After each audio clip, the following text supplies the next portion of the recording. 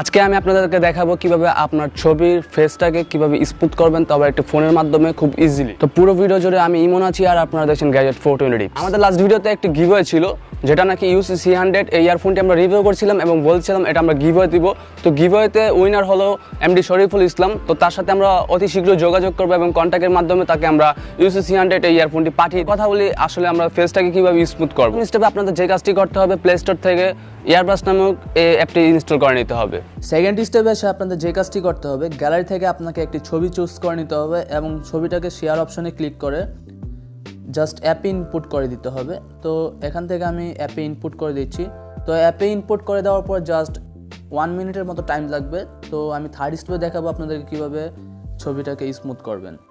আপনার ছবিটি ইনপুট হয়ে যাওয়ার পর যে কাজটি করতে হবে, এই জায়গায় আপনারা দেখতে পাচ্ছেন এই জায়গায় স্মুথ বলে একটি অপশন আছে। যদি আপনার ফেসে অল্প পরিমাণ দাগ থাকে সেক্ষেত্রে আপনারা জাস্ট এটা ইউজ করতে পারবেন। যদি আপনার ফেসে বেশি পরিমাণ দাগ থাকে তাহলে আপনারা স্মুথার যে অপশনটা সেটাতে ক্লিক করে দিবেন। ক্লিক করে দেওয়ার পর জাস্ট আপনার ছবিটাকে একটু জুম করে দিবেন।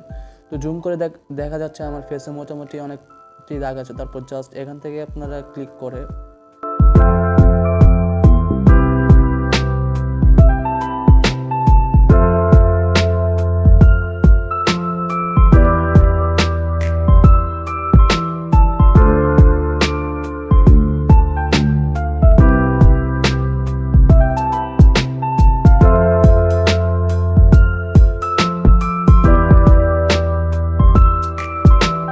দেখতে পেলেন আপনারা অল্প সময়ের ভিতরে কিন্তু আমার ফেসটা টোটালি অনেকটা স্মুথ হয়ে গেছে। তো এইভাবে আপনার ফেসটাকে আপনারা স্মুথ করতে পারবেন।